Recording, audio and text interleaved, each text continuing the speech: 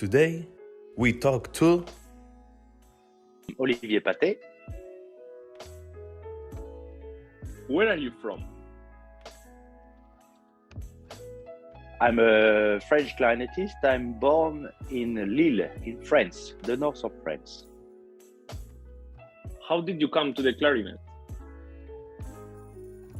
I started with music together with my little sister Sophie when we were 6 and she was 4.5 on the piano.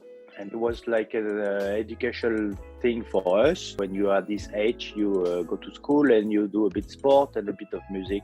And that's how we came to music.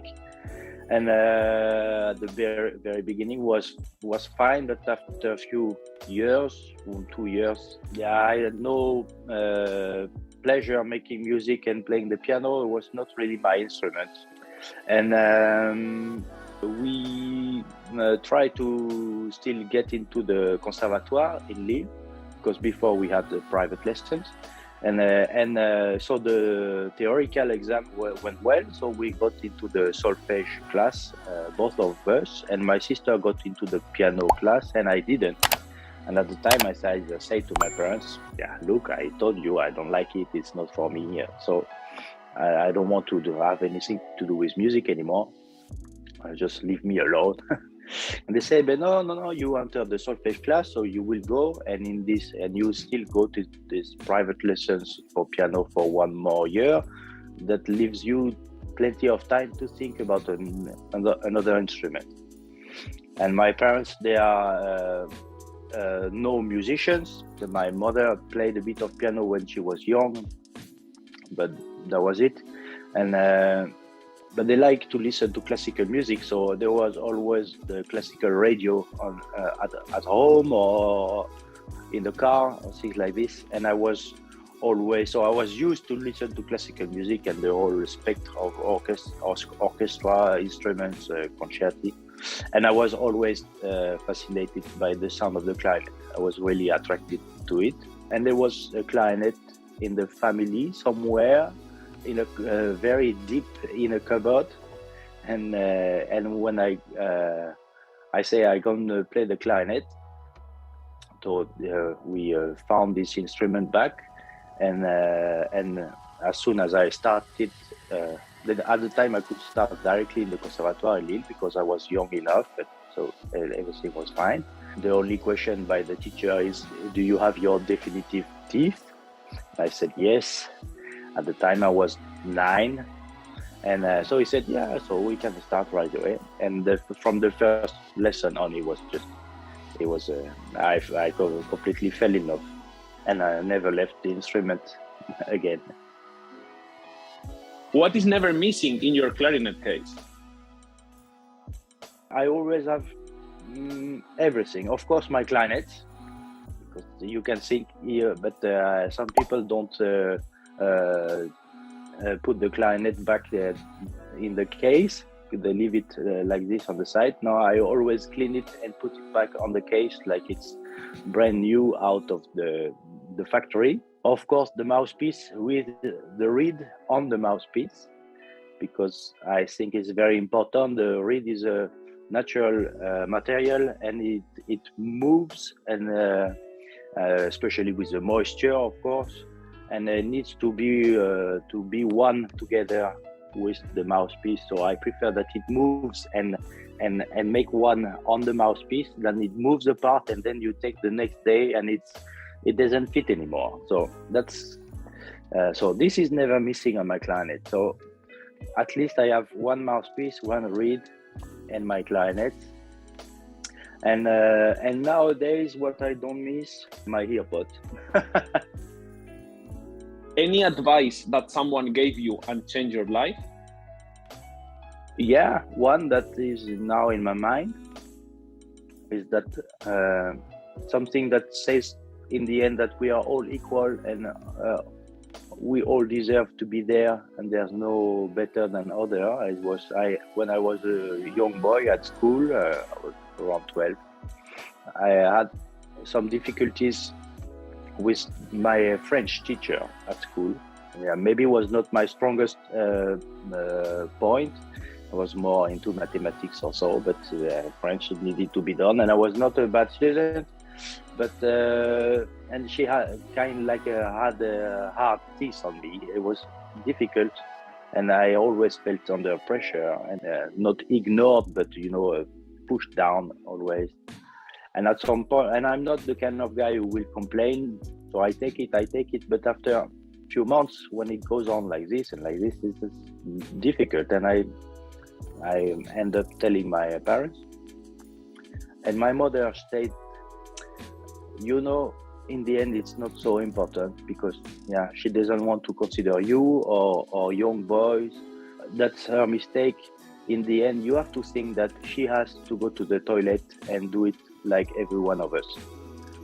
Yeah. And so, of course, now you can translate it to better words. But in the end, we are all equal there. And think people who you might think they take too much the lead, or they look a bit down on you, or anything like this. Yeah, in the end, for basics, we're all the same. So all our voices are worth to be there, to be heard, and of course, don't. That's also in me. Don't speak if you don't have something interesting to say, but when you do, of course, you will be heard, and you have absolutely the right to be heard. Who were your clarinet teachers? Yeah, so my first clarinet teacher was in Lille Conservatoire when I started. From the very beginning was Florian Cadoré, and he always has been teaching in the Conservatoire there in Lille. He was before clarinet solo in the orchestra from the Opéra de Lille at the time. But when I started, this orchestra has been erased from the map, unfortunately. So he was left with just his job as a clarinet teacher, and it was a blessing for me to start with him because he's a good clarinetist. But first of all, he's a very good musician. He had kind of a father figure for me in the musical world, and he made me make music from the very first lesson we had together. Always, so he would have taught me maybe 3 notes the first lesson, and from them he told me, do something, do a tune for next week and find anything, and that's how it started. So I already had a lot of joy with playing the clarinet because I was making music. It was never asked from a technical aspect of it, but always from the very beginning very musical. And then when we went on, every end of the lessons were with duets. So I played with him always, every lesson. So for me it was always making music and sharing it from the very start. So I feel very lucky. So Florian, if you watch the video, thank you so much. And then later on, at the end of the conservatoire, Florian could go to a certain level, but the latest level, I entered the class of Claude Faucompré, who was a solo clarinetist at the Orchestre National de Lille, and a quite well-known clarinetist. He played everywhere, and especially he was very well-known in Japan. He was working for Yamaha at the time, and amazing clarinetist, really everything from his heart, extremely talented guy. So it has both sides. He was extremely inspiring musically, but when you would have any problems that he himself didn't experience, so you had no solution. So you had to keep up with the pace and find out your own solution. But musically was always so inspiring. And it's actually and still one of my best Mozart clarinet concerto interpretation recording there is. So if you can find it, Claude Faucompré with Orchestre National de Lille under Jean-Claude Casatsu.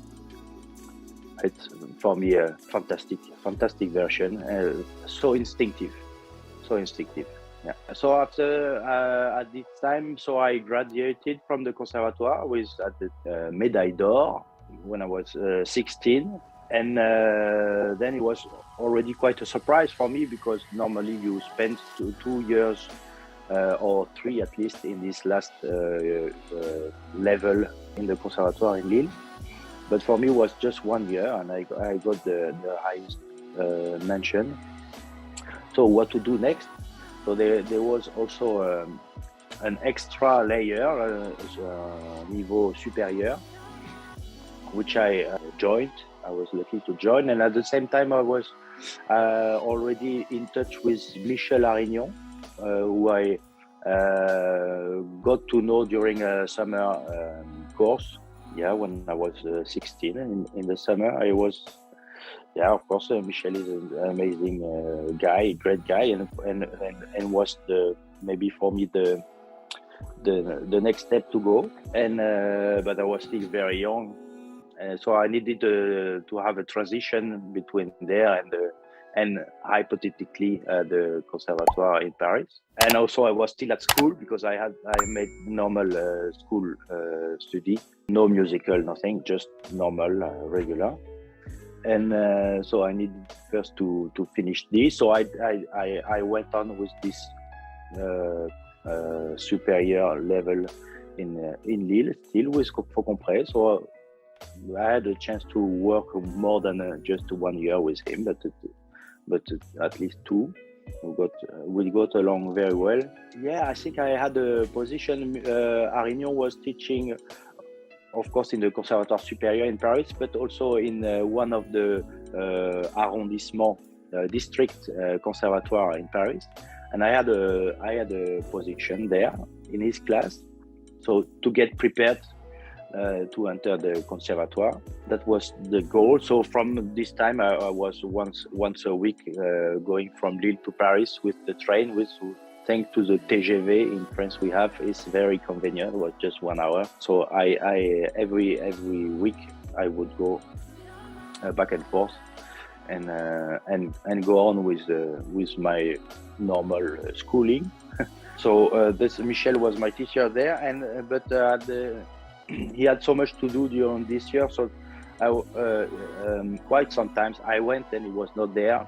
So for me it was a lot of investment. I don't speak about money, but time and effort to go to Paris. I was extremely happy with when he was there. It was like really fantastic, but I was extremely disappointed when he was not there. And I couldn't go on like this because, yeah, I would have preferred. Although with Michel it was fantastic, I would need someone every week. And I was still young at the time, so really not yet in complete autonomy. I don't know if you understand autonomy. And so I was advised, and maybe by Michel himself, that Florent Hérault, one of his previous students, had a fantastic class in Rueil-Malmaison, so it's not too far from Paris. And so I applied for this class, and I also was lucky to get in. And Florent was amazing and very. He taught me a lot. He was absolutely in Michel's way of playing and teaching, and it was was a lot of work at the beginning of the study with him, but he went on very well. And after 6 months, I applied for the Conservatoire in Paris, and I got in. So it was very intense, but very short, but very intense work together with Florent, and we're still in very good contact, very close contact. And then I entered the Conservatoire in Paris, and that was 2001. We were in the class of Michel Arignon, and Florent was his assistant at the time, Florent Hérault. And that was just for 1 year, because then Florent left, and Arnaud Leroy was the new assistant.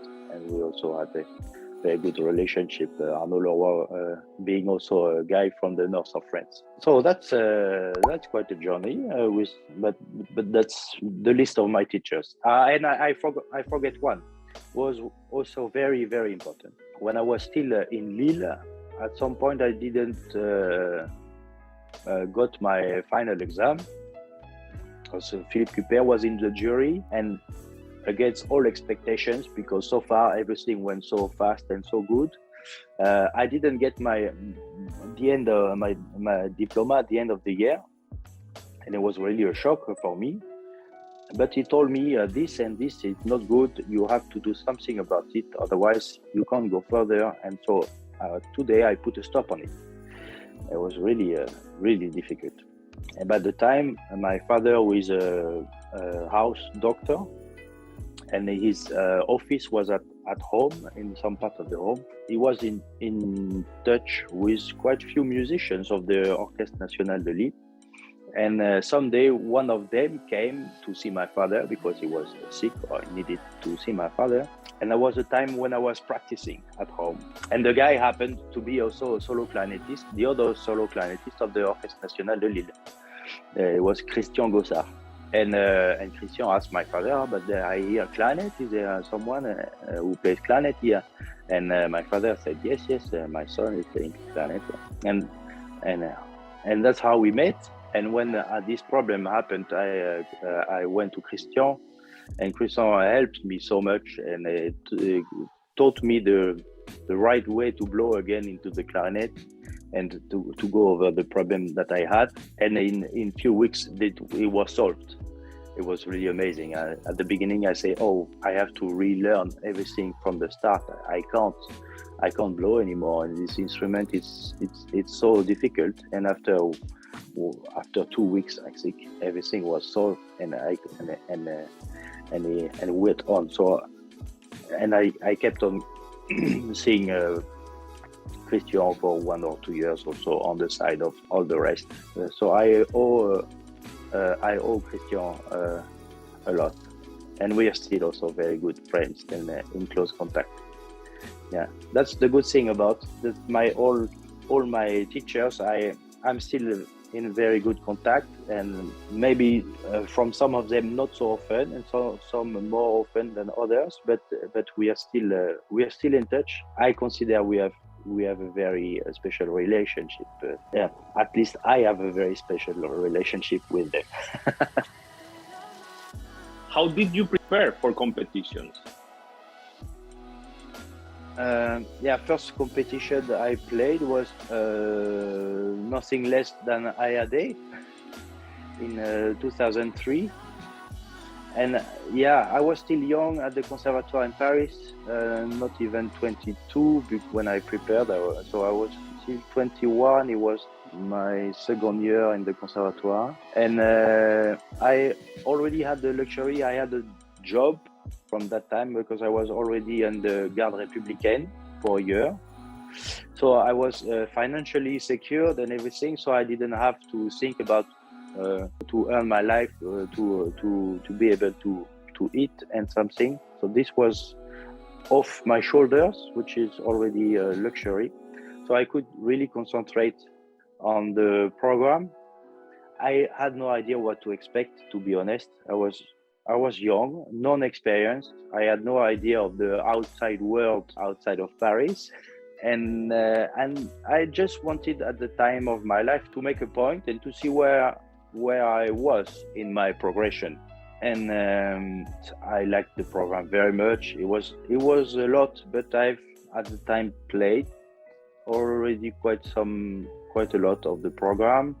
Only some solo pieces, contemporary pieces I had to prepare really on purpose because this was never my cup of tea.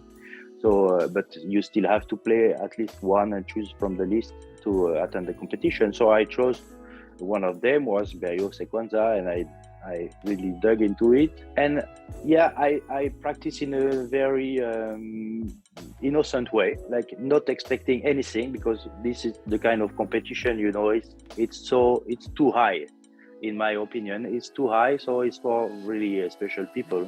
I was just go and try and see where I am in my progression. But I had no expectation of winning a prize for sure, and even going into. I would be happy if I go through 1 or 2 rounds, but that was it. So I really had no expectations. Just I worked in a very honest way and a very naive way. My best, like I always did actually, that's going only for more than the best what I could.